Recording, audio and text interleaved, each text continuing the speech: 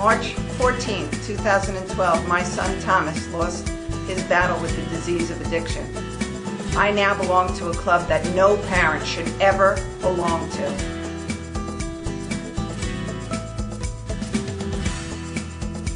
Do you know the signs? Do you know the trends that children are doing in today's world?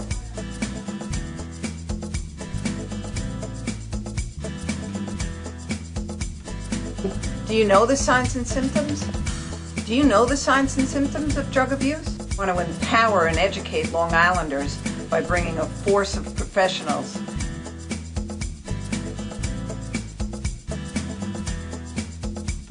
and how to prevent the disease of addiction.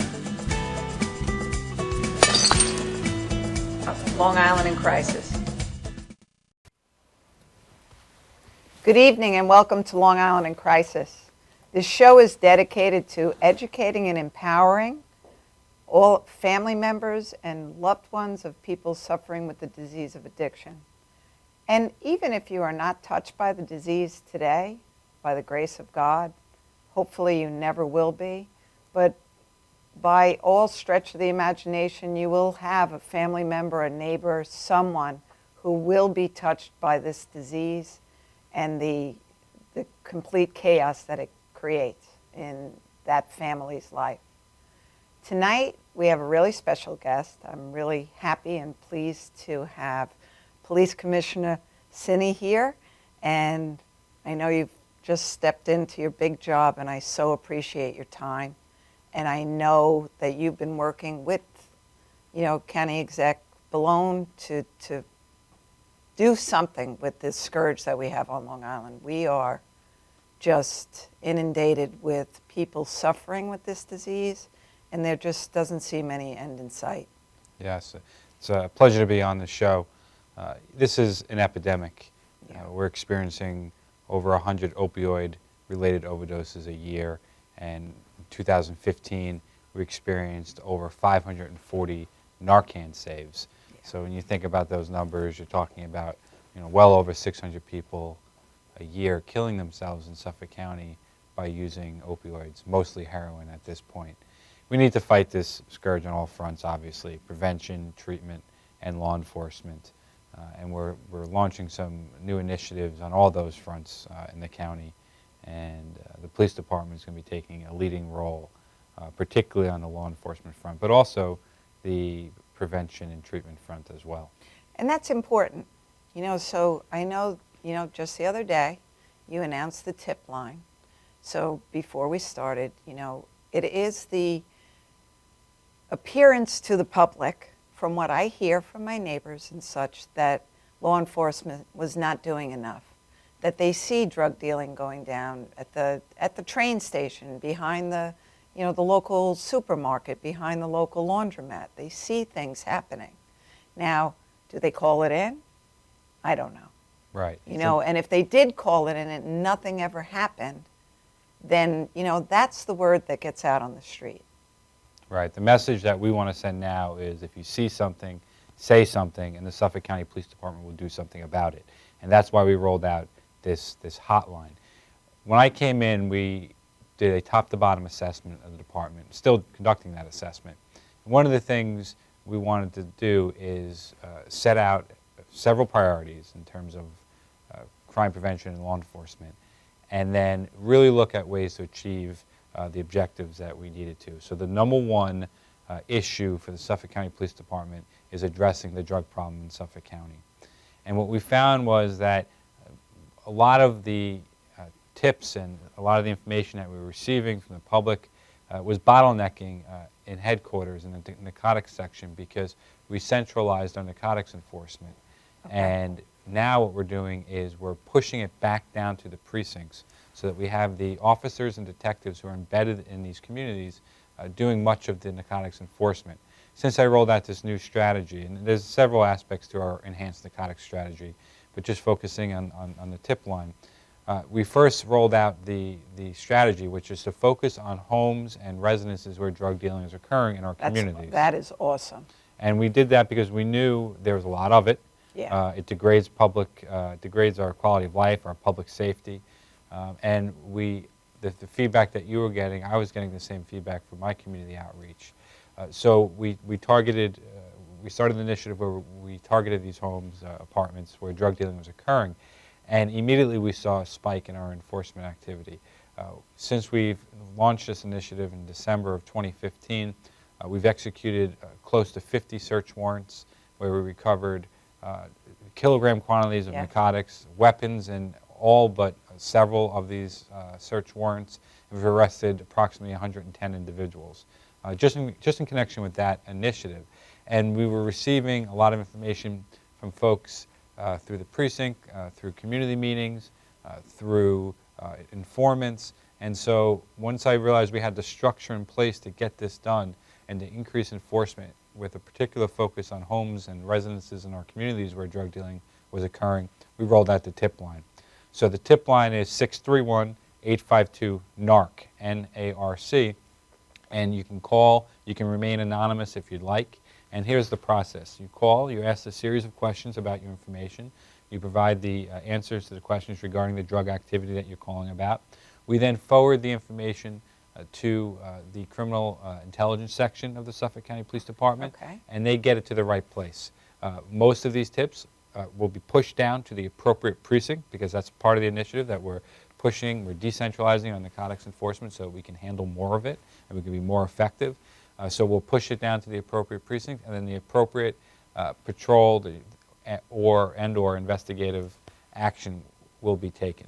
And we've seen, since we rolled out this tip line, I think it was Thursday. Yes. And we've already seen well over 60 tips come into just the hotline. That's great. Yeah.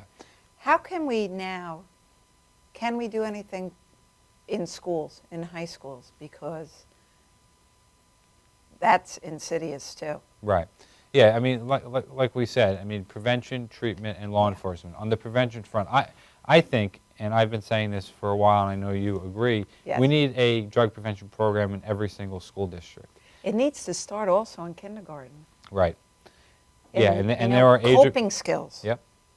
How to, and this is real simple too. Parents need to disconnect and reconnect with their kids. And I'll give you a perfect example. The day before Easter, I went in to get my nails done, and I don't bring my phone in because for that hour, I'm entitled. Right. And moms brought in their little girls, and I remember bringing my daughter, and they are 5 and 6 years old, going, "Mommy, mommy, shh, shh." That's all I heard, because they're glued to their social media. We need communities to take a step back, families to take a step back, eliminate this. We criticize children, but adults are equally or worse the offenders for doing that. And they're watching us. And when you can ask your children a series of open-ended questions to keep conversations moving, and I'm a big proponent of this type of prevention, because this is prevention. Creating that dialogue with your children from when they're little all the way forward so they're not afraid to speak to you. And you're going to know your children that much better to be able to really, because we all know when something's wrong. You have that intuition. You probably have it with your kids. You know when something's not just quite right. Your wife probably has it, probably more than you do. Yes, she does. Because she's with them more. It's just a mom thing.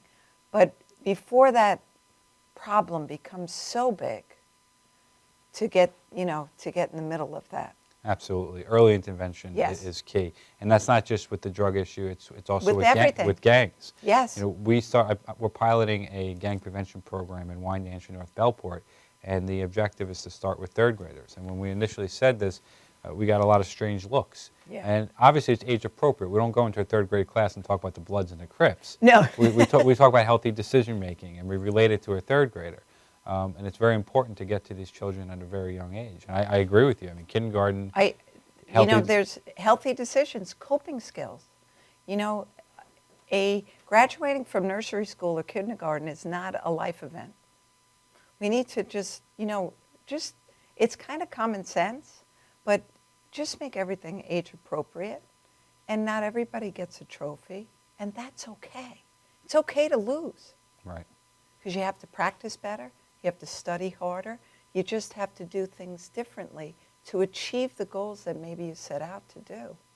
And if second place is the best that you can do, that's a great place to be. You know, it's okay. So I think that as parents and in the fast-paced society, we want them to be always here. And if they fall here, that's okay. You know, life isn't, you know, there's so much stress on them, and that's what I really see. Stress. Family stress, school stress, sports stress. Because when I go around the state and I talk about at a lot of treatment facilities, the overwhelming age, if you ask anyone that's in treatment, what age would you be if you needed to talk to yourself not to start doing drugs? 12 years old, sometimes 10. That's unacceptable. So what makes these young children want to escape their lives so badly? Right. And that's the craziness. So I agree with you. You know, in any community, whatever is appropriate in that community, we need to.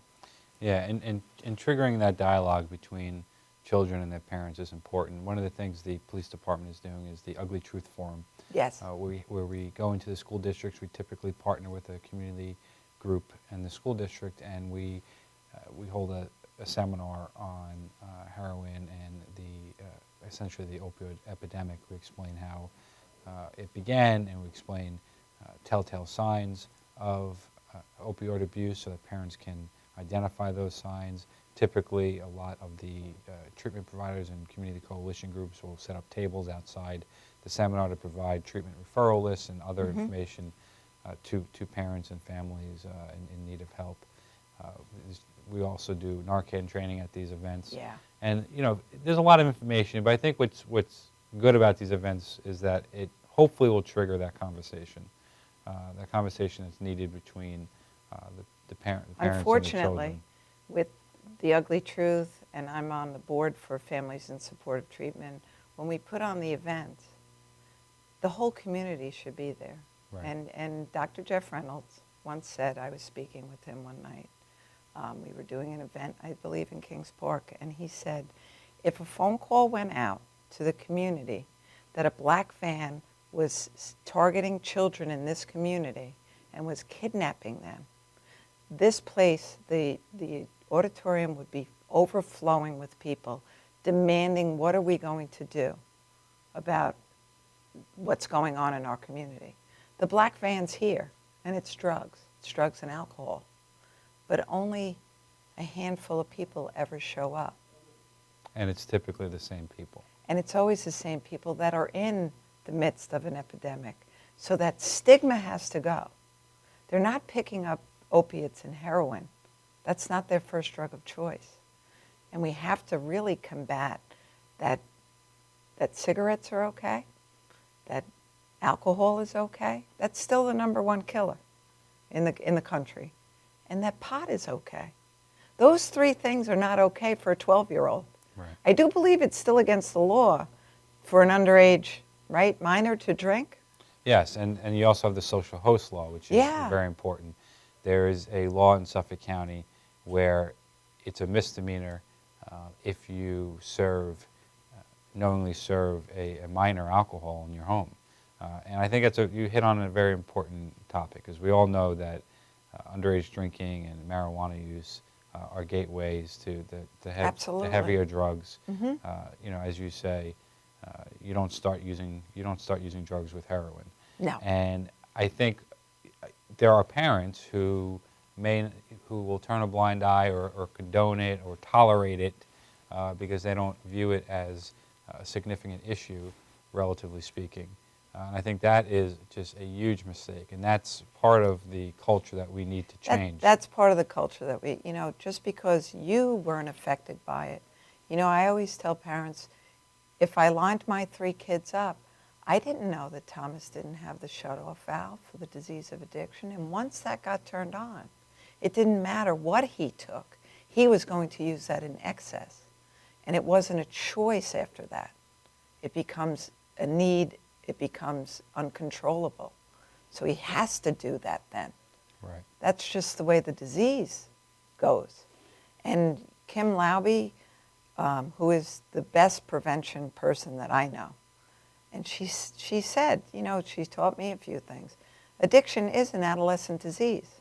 And if we can keep them from any kind of a substance till the age of 25, ideally, when their brain is fully formed, they probably won't be affected by the disease of addiction. So we want our kids to be the best. So why would you say that's okay to do? Right.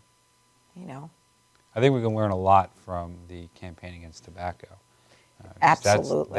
That's where there's been a significant cultural shift on tobacco use, and I think we need to look at some of the things the country did there in terms of trying to curb the tolerance of underage drinking and marijuana use.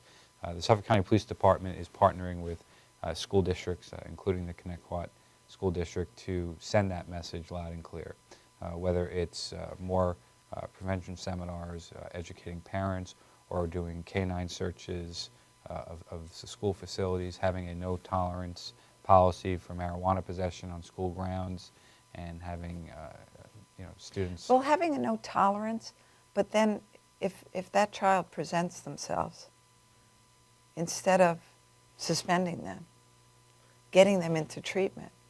So Northport School District does such a great job with that. They get alternative schooling then, right, which includes treatment during the day.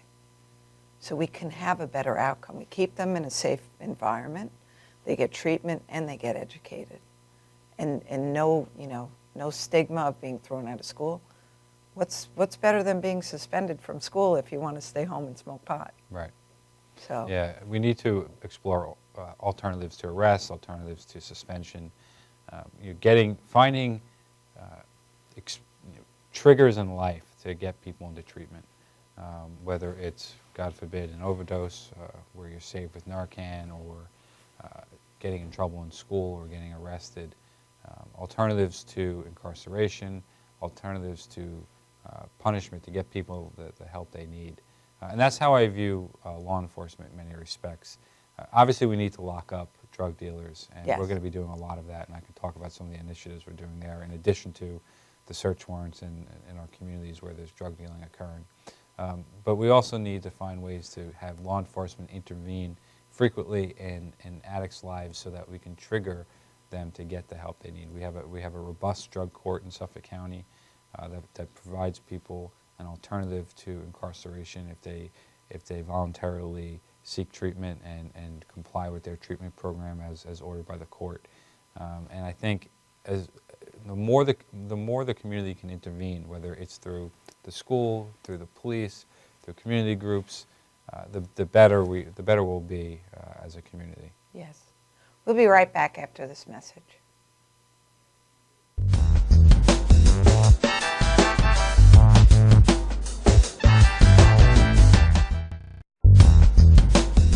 Welcome to Formula Auto Wash, where every day is a great day for a car wash.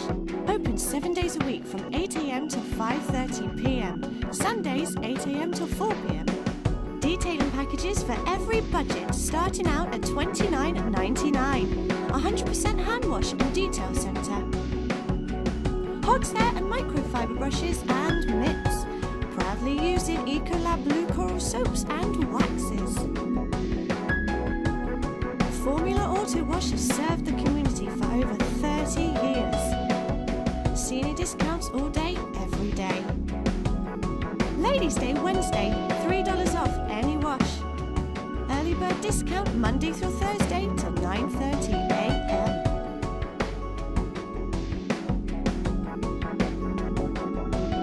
Check out our website, formulaautowash.com.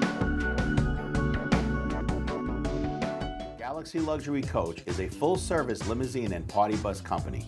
Family-owned and operated, we are an industry leader with over 25 years of experience in providing best-in-class luxury transportation for your special event. Whether it's your precious wedding day, an all-day wine tour out east, your high school prom, that special birthday, or just an amazing night on the town, our professional chauffeurs stand ready to ensure your special event is truly special. Galaxy Luxury Coach has one of the largest and modern party bus fleets in the New York area. Our party buses are simply nightclubs on wheels. Concert sound systems, light shows, lasers and strobes, multicolor LED lighting brilliantly lights your party bus inside and out. For corporate and more laid-back events, we will cater to your specific needs and requests. What sets Galaxy aside from all others in the luxury transportation industry is our attention to detail in customizing our services to your special event. At Galaxy, it's all about you and your guests. Galaxy customers return time and time again because they know they can trust Galaxy to help deliver those lifetime memorable moments. Step aboard and let your Galaxy experience begin.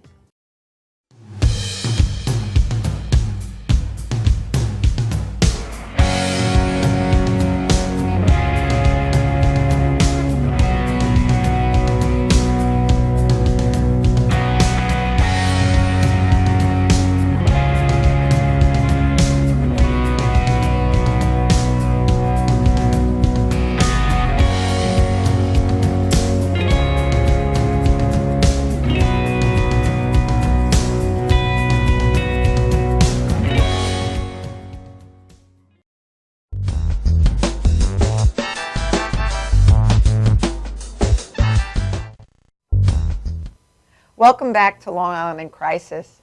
So, Commissioner, I'm so happy to see that the police want to be more of a friend to the community because they haven't been really seen like that in a long time.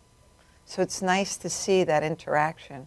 And I love, so we were just talking, I believe it's in Massachusetts that a person suffering with the disease of addiction could walk into a precinct and say, here's all my stuff.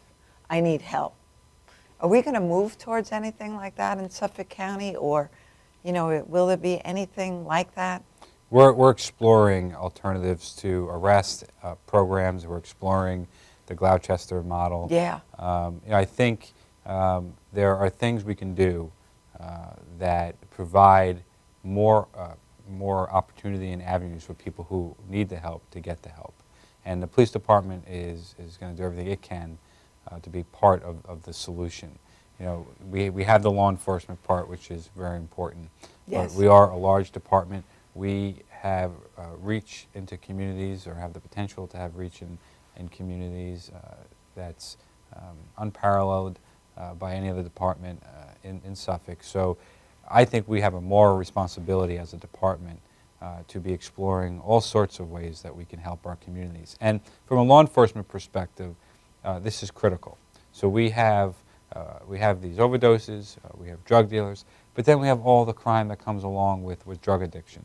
Oh, yeah. Just about half of the crime that occurs in Suffolk County today is related to drug addiction, and particularly the opioid epidemic, whether it's larcenies, burglaries, robberies. So it's incumbent upon the police department to be addressing this issue on all fronts: prevention, treatment, and law enforcement.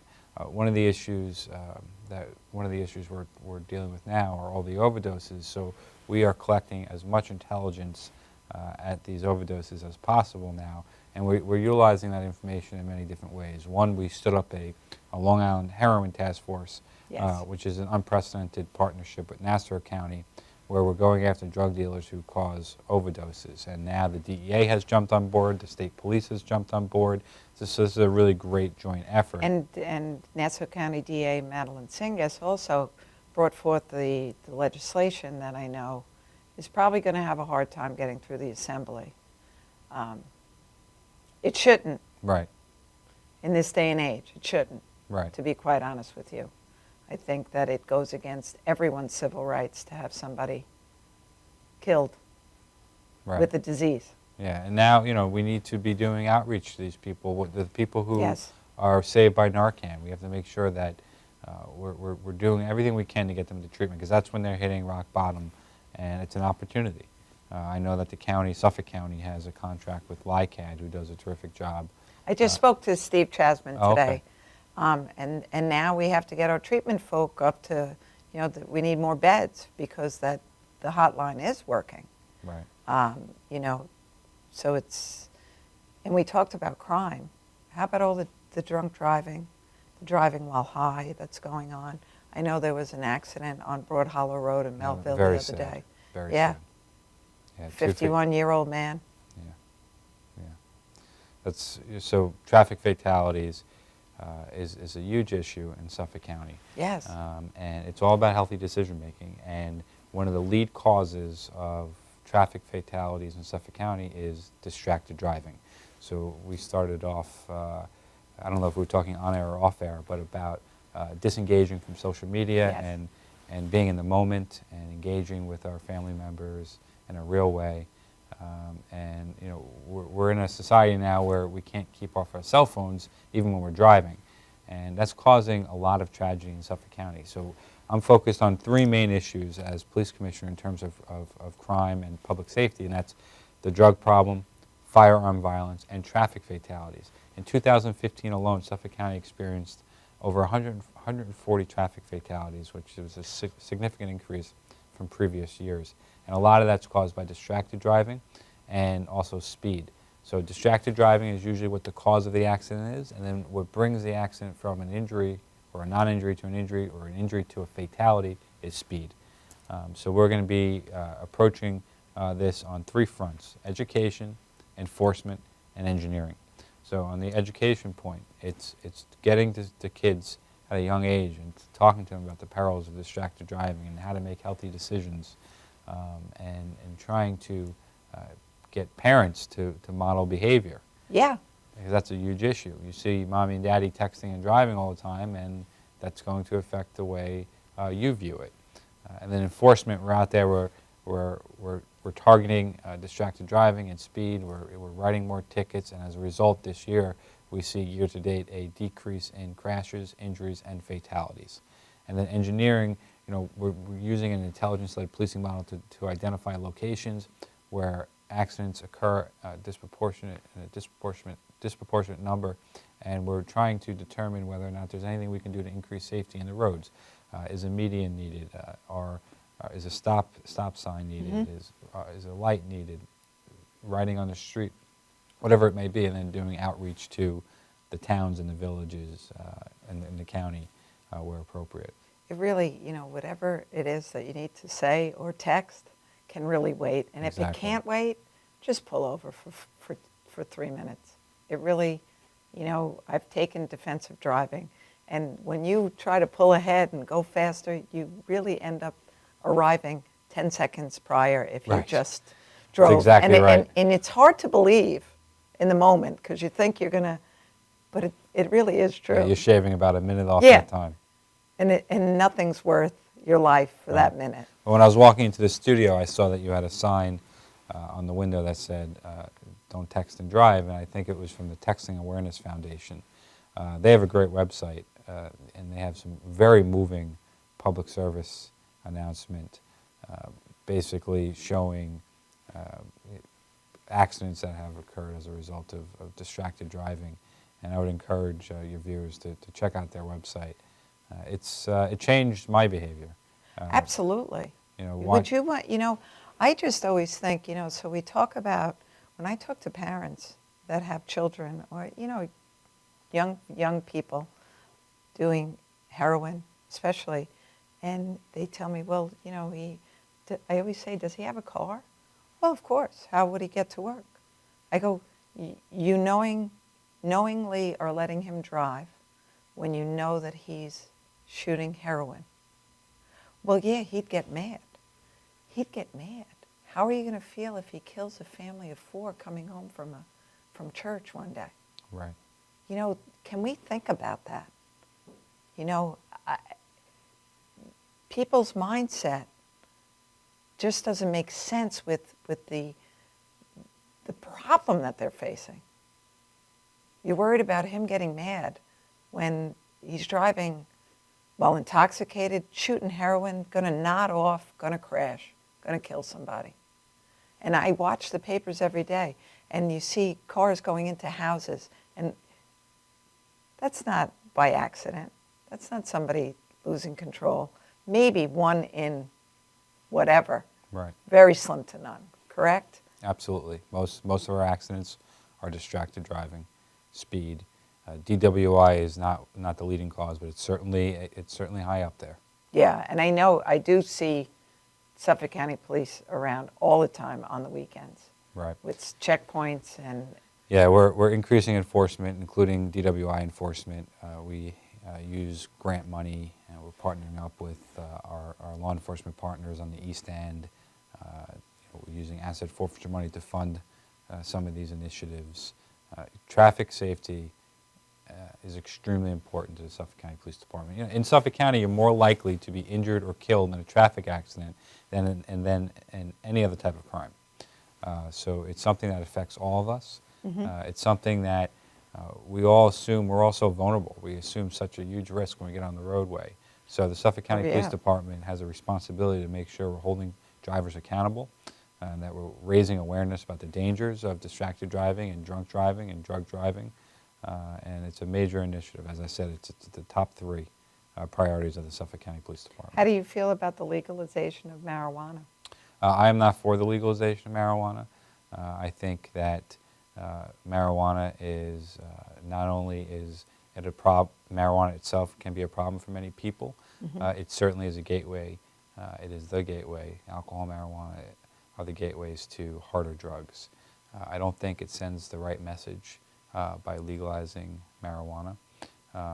With that said, I think there has to be smart law enforcement. Yes. And I think we need to use our laws in a way that's intelligent.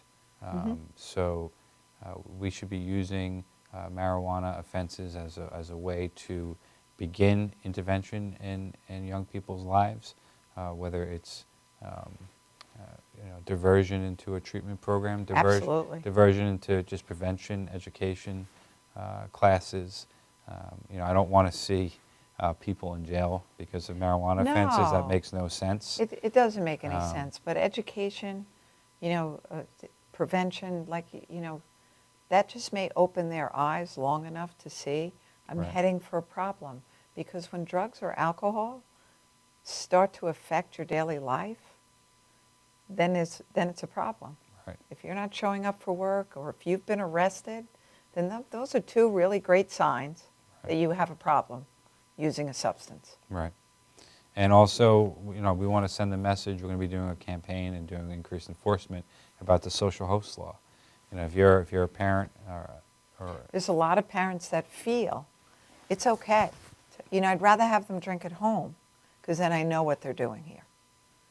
That's not okay, and it's certainly not okay to have other kids over right, and be, and lie to other parents that that's what's going on in your house. right. That's an ultimate betrayal Yeah. of someone who lives in your community. And the police department will enforce the social host law. We actually just tweaked some of our rules and procedures to step up enforcement. We are now doing training with our officers. Is that an anonymous call too if someone calls in? Yeah, that could be anonymous, yes. You Okay. could call, that would be a 911 call. That wouldn't be to a tip line or anything. Right. Because that's an incident happening in real time. And, there are some difficulties with enforcing the law, but for the most part, it's a good law. And It is a good law. Yeah, we should be doing more enforcement of it. I've talked to several legislators about this, and they want to see the police department enforcing that law, and I agree. Yeah, because there's, parents put children in sports thinking that that's going to be saving grace. And chances are that's where your child is going to experience their first. How do you feel about drug testing? I think that in high schools especially, if you belong to an extracurricular activity, that should be just part of what happens. I also think that state ed, we have mandatory physicals on different age. Why not add a drug panel to that? The child doesn't have to know that you're doing that. But why not add that? They do blood work. Why not add that? Why wouldn't a parent want to find that out?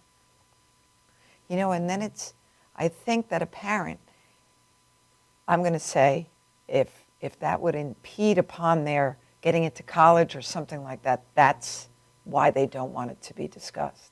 But I think that it's important because if we can put the brakes on whatever's going on at that moment in time, we you have a much better chance of clearing the situation before it gets to be heroin or opiates. Right, and there's also mechanisms that you could put in place that would guard against that concern. You could have the drug tests. You could preclude it from being used against the child in a disciplinary proceeding. You could provide it. You could use it as a mechanism to get the child into treatment, particularly if it's a precondition to joining a sport. Absolutely. You know, and my point has always been, and I've spoken to educators and coaches, that your star player has to test positive for drugs or alcohol once before a game, and that kid sits out one time for whatever the suspension would be. That's going to stop all activity on that team. It's going to curtail what's going on. You're sending a very clear message that this will not be tolerated. You still have to suit up, you still have to show up, but you're not going to play. Right. And that's important to tell our young people now. You know, first off, you know, I know Kim, again, I'll bring her up. She does contracts with some school districts with their athletic teams. One night of drinking negates 2 weeks of peak performance training. That should be enough for a young athlete. Right. So we have these kids getting hurt, you know, not performing up to where they could be. So if a parent is thinking that their kid is going to get a scholarship, that activity of drinking or drugging is certainly going to take them out of the running, right, just by the training that they won't get the benefit of. So, you know, if we hit them on the points that they want to hear, I think that, you know, but again, parents, and I've seen this happen, so administrators or teachers are saying, we call the parents, we find marijuana on the child. Well, do you have videotape of it? You know, they want, right, it's not, oh my God, what are we going to do? It's, do you have proof? Did you search his locker illegally? You know, that's not how a parent should react, right? Of course not. It's crazy. Yeah, if my parents ever got that call, it would. Oh, you would have been, yeah. They would be on the other side. They'd be on the other side, right, you know, and you're going to be in trouble, and then they're going to want to take care of you. Yeah. And we'll be right back after this message.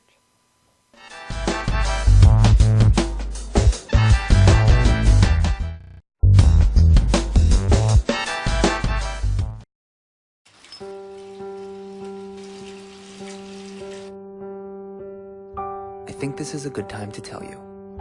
You're doing okay, Mom. I can call you Mom, right? I know we haven't known each other very long, but you seem like a real keeper. You're not perfect. There was that strained carrots incident, but you're trying. You pick up my bottle every time I toss it out of my stroller. That's high comedy to an 8-month-old. You hum the Barber of Seville when you wash my hair. So cool. And your rub-downs are out of this world. Anyway, I want you to know how much I appreciate you. You know, right? How much I love you? You're doing okay, Mom.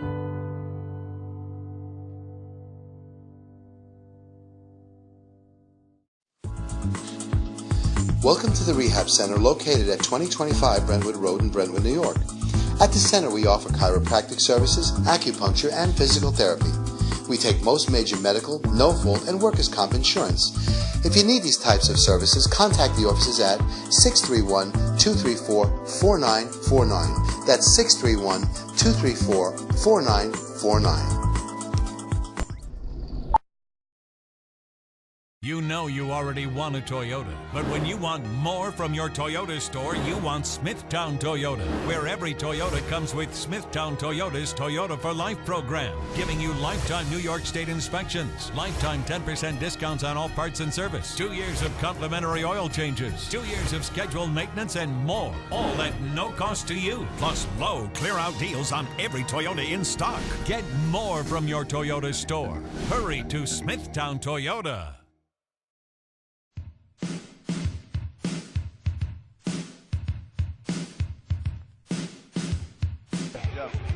Yo, what's up, y'all? This is me, DMC, in the place to be, the greatest MC in history. There will never be an MC greater than me. And right about now, the only place for you to be is with the one and only Madhousetv. You are the man.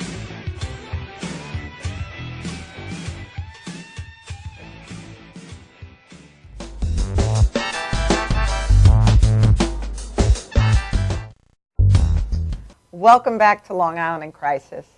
So, yeah, the 72-hour hold. So you did how many reversals last year? 560? Over 540. I'm Yeah. forgetting the exact number, but certainly over 540. Are the same police officers going back to the same homes Yeah, on more than one occasion we're in one hearing, night? we know that first responders are administering Narcan to the same people, which is obviously tragic. And the 540-something, that's all first responders in Suffolk County. The Suffolk County Police Department alone is well over 100 per year. Yeah. And this year, the numbers aren't showing that it's going down. The numbers are actually up. So it's concerning. The public, needs to understand that Narcan doesn't fix anything. No. Narcan is just to keep them alive. Right. And treatment must occur then. Right. And, I think common sense would suggest that that's a good time to intervene in someone's life because they just hit rock bottom. Unfortunately for you and I, that's rock bottom. But one time, speaking to a person struggling with the disease, talking about homelessness or being revived with Narcan, and I'll never forget because that changed me so much. He said, that would be rock bottom for you because you don't think with the same mindset that I think with. I could be in an 8-foot hole and you would think that that would be my rock bottom. I will dig with my hands another 6 feet because that's how my brain works. And I was like, wow. So you're brought back to life, not rock bottom yet. Right.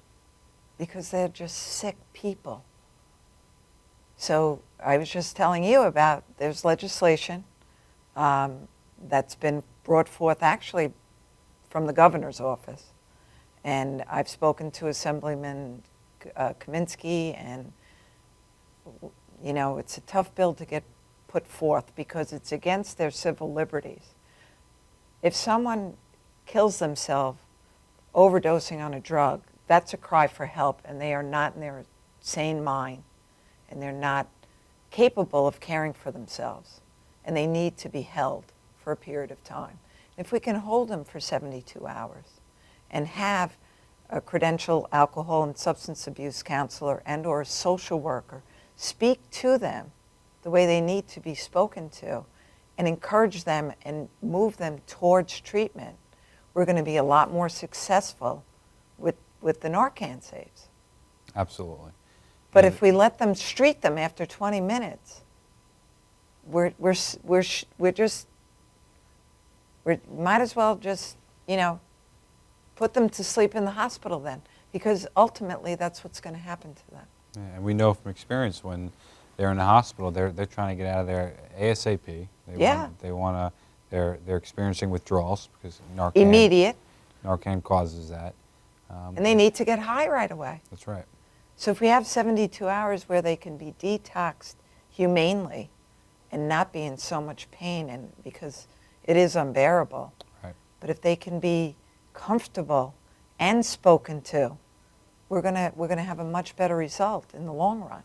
Right, and there's medicine-assisted treatment models Yes. to help with detoxing, and then there's medical-assisted treatment programs to help with people staying clean. Absolutely. Vivitrol is a great tool. Vivitrol is a great tool. I know that we have some county help with Suboxone induction through Horizons in Smithtown and Central Nassau Guidance in Hicksville. They're doing that. The methadone treatment. And I know I was just part of the article yesterday that no one should be waiting for treatment. And we need to get our treatment folks up and running a little bit more because OASIS, the Office of Alcohol and Substance Abuse, is there to help them boost their programs that no one is waiting. So we also have to really start showing up and building these programs so that no one is waiting. We have, these babies that are being born dependent on opiates. That's heartbreaking to me, and it doesn't have to happen. And the cost of raising that child to the taxpayers of Suffolk County, and the state of New York is astronomical. So if we take human feelings out of everything and people just want to see dollars and cents, you need to support the treatment folks. Right. Well, that's from, take it from the police department. Yeah.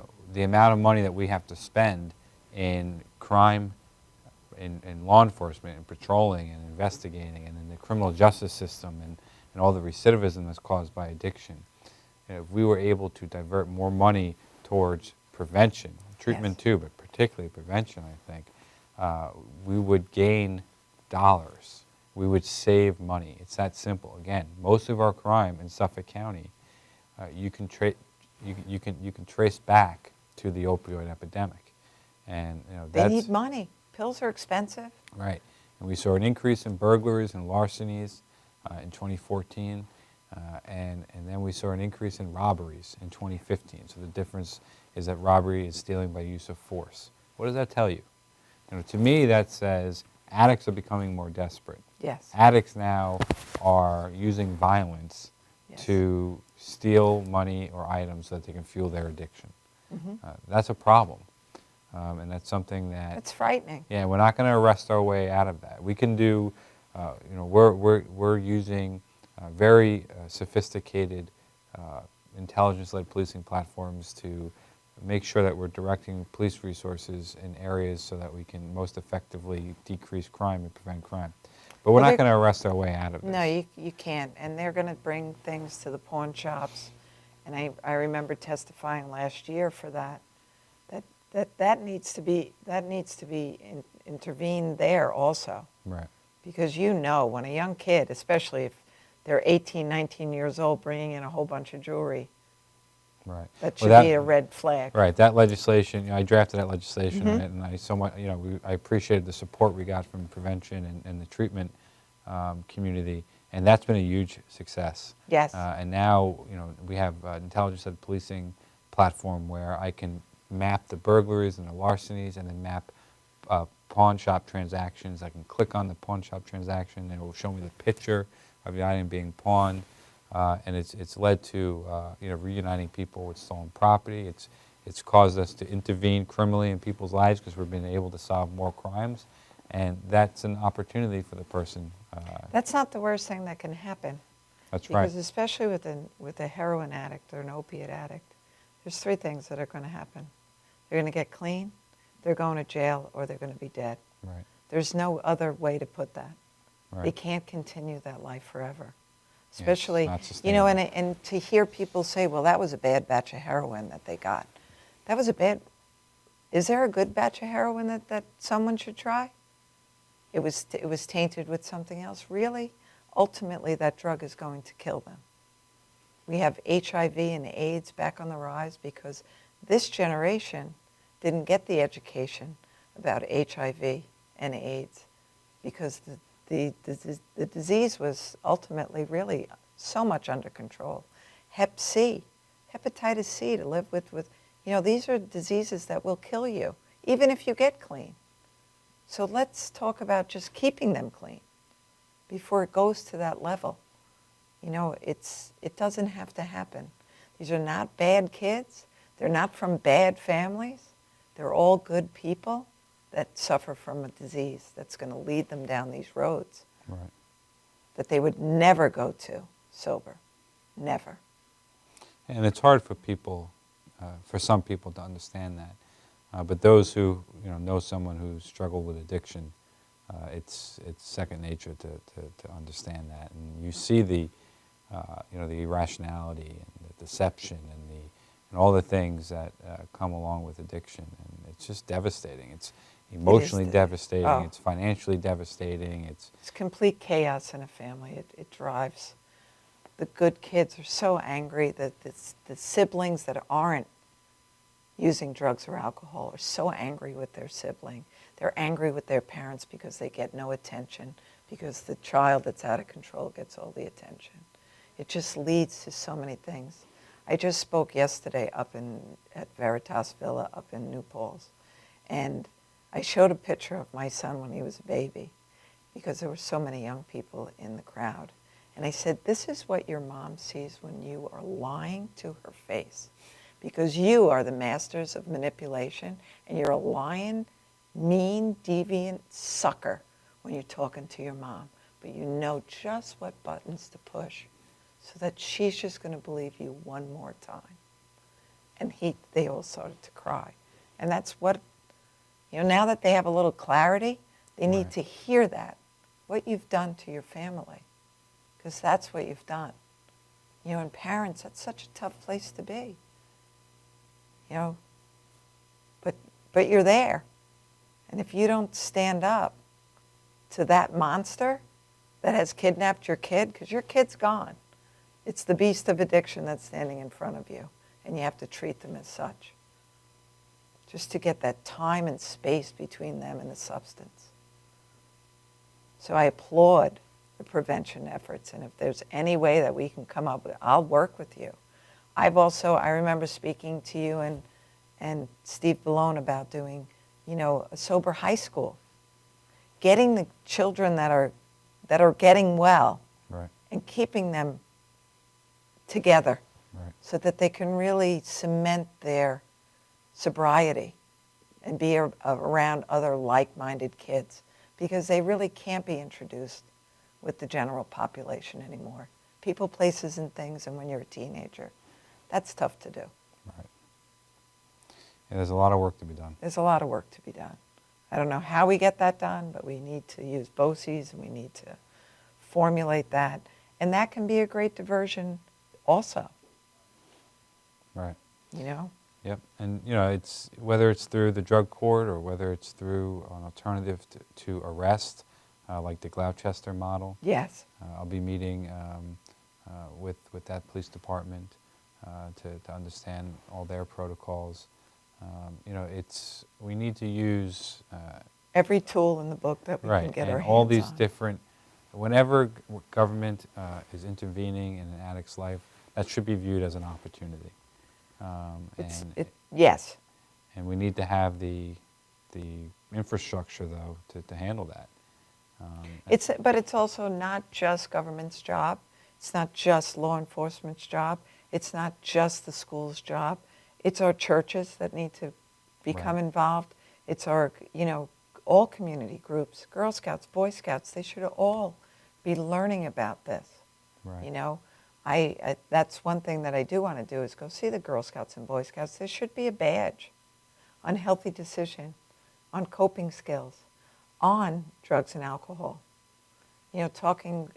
Spoke at Sachem just a few weeks ago, even just to bring a different point of education is all students take English.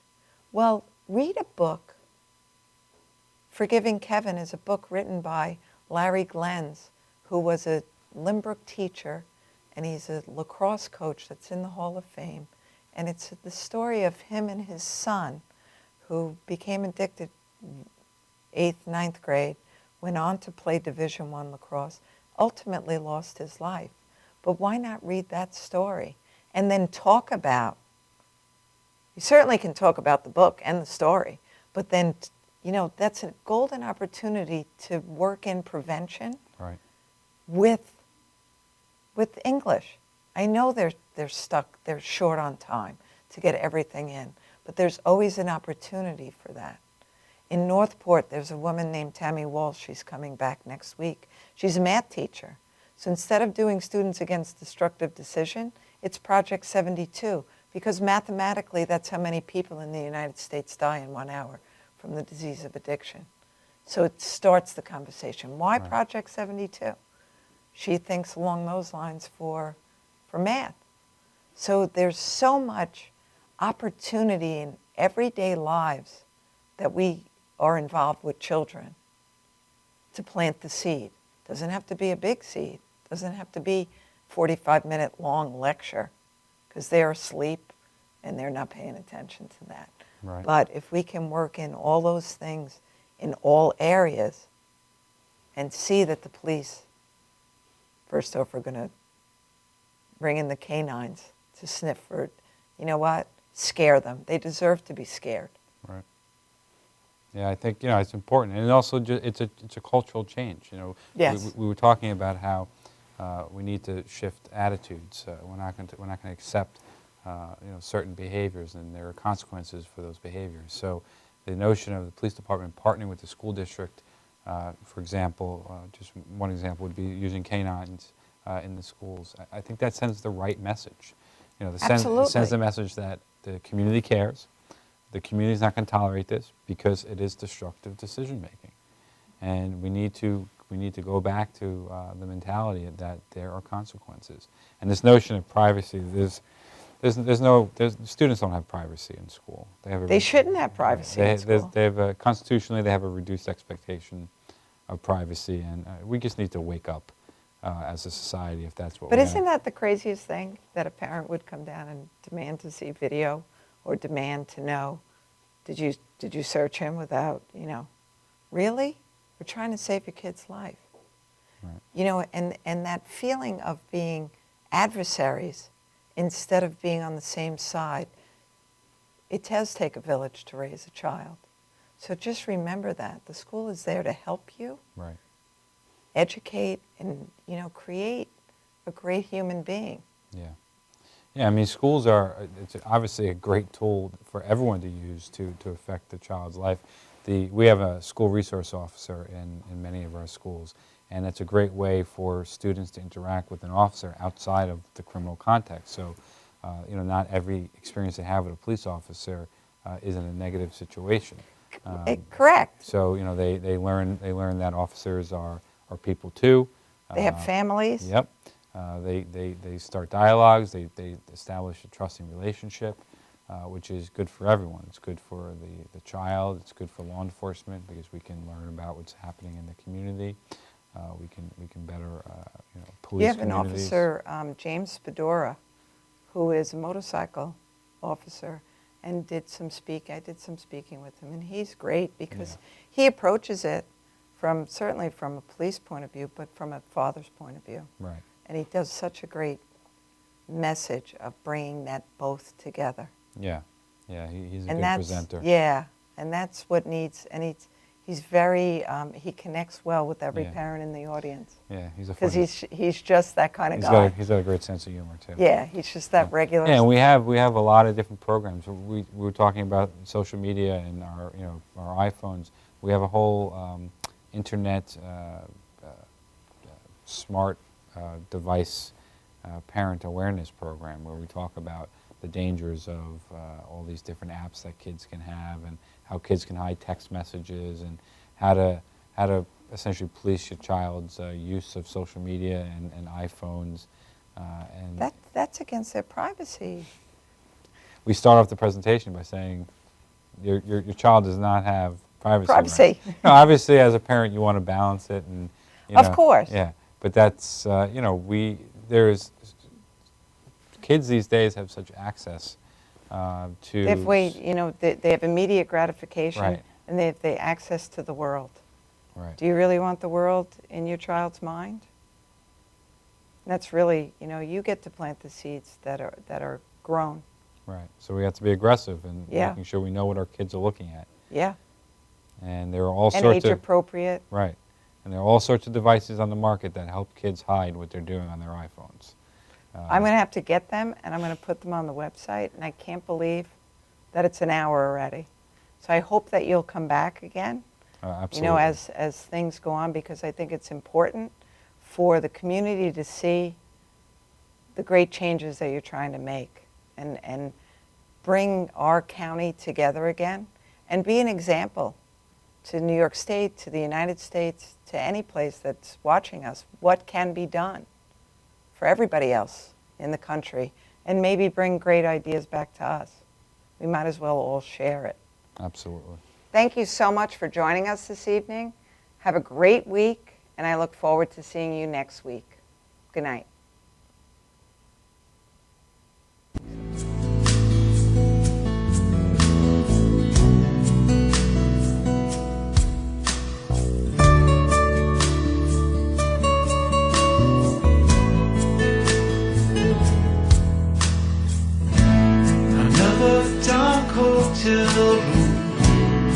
Rusty P.